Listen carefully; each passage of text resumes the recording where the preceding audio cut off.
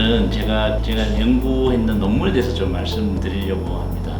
어떤 연구인가 하면요, 다리가 수술 후에도 저리고 수술 전에도 이제 저린 증상들이 있는 분들이 있었는데, 이분들에게 박동성 고주파를 제가 치료한 연구를 했었습니다. 그래서 그 박동성 고주파는 우리가 여러 군데에 치료되는데, 그 중에 그 허리에 그 문제가 있는 경우에 치료할 수 있는 방법입니다. 허리는 신경이 나오는데, 그 신경이 이제 직접 눌려져서 생기는 걸 우리가 영어로 해서 죄송합니다. 그 라디큘로패시 이렇게 해서 신경 시작하는 신경근이 직접적으로 이렇게 눌려지거나 염증이 생기면 거기서 이제 문제가 생깁니다.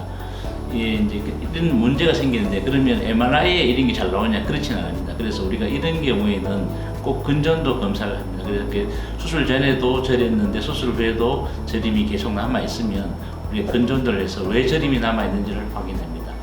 그 다음에 이제 저린 원인이 당뇨가 있거나 아니면은 우리가 그 손목 터널 증후군처럼 특정한 신경이 손상받는 경우에 이렇게 저릴 수가 있습니다. 그래서 앞에 말씀드린 신경이 이제 그 디스크나 협착증으로 직접 눌려져서 생기는 이제 방사통 같은 것도 있지만, 그거 말고 신경병성 통증이라는 게 또 따로 있습니다. 이거는 신경이 직접 손상을 받아서, 말초신경이죠. 말초신경이 직접 손상을 받아서 생기는 병입니다.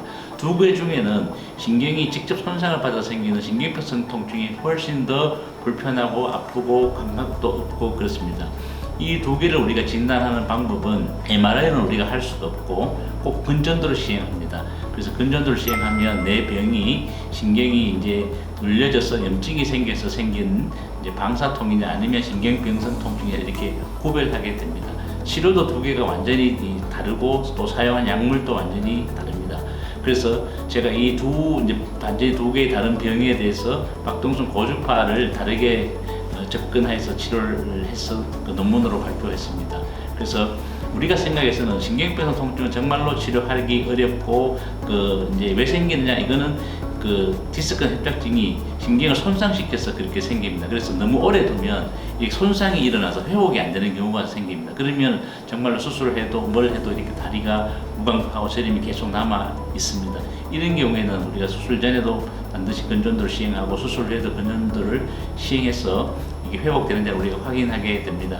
그래서 이 두 가지 방법은 그 전에는, 이런 방법이 있기 전에는 그냥 약만 먹고 그냥 뭐 신경 주사, 뼈 주사만 맞고 이렇게 지냈는데, 이제 이런 박동성 고주파라는 방법들이 널리 이제 사용되고 있고, 제가 연구를 많이 해서 그 논문으로 발표하게 됐습니다. 그래서 내가 수술 전에도 발이 저리고 수술 후에도 발이 저리고, 아니면 수술 안 했는데 원인도 모른다, 다른 병원에 가니까 MR적인 이상이 없는데 내가 이상하다, 이런 경우에는 우리가 근전도를 꼭 시행합니다. 근전도를 시행해서 그에 따라서, 예를 들어서 그 신경병성 통증이면 신경병성 통증에 따라서 치료를 하고, 방사통인 경우에 방사통이 남아있는 게 방사통에 맞게 우리가 이제 고주파 치료를 하게 됩니다. 그래서 이런 거를 아이고 뭐 병원에 안 되네, 뭐 약만 먹고 지내야 되는, 이렇게 낙담 마시고 병원에 와서 우리가 또 한 번 더 진료 받으셔서 이렇게 검사를 진행하면 이 통증이 신경병성 통증인지 방사통인지를 우리가 명확하게 구별하는 것이 필요합니다. 그 구별에 따라서 우리가 박동성 고주파를 어떤 형태로 할지를 결정하게 됩니다. 그래서 지금은 이런 저림이나 이런 것들도 우리가 고주파 치료로도 거의 치료될 수 있습니다. 네, 오늘은 그 신경병성 통증과 방사통에 대한 고주파 치료에 대해서 말씀드렸습니다. 네, 감사합니다.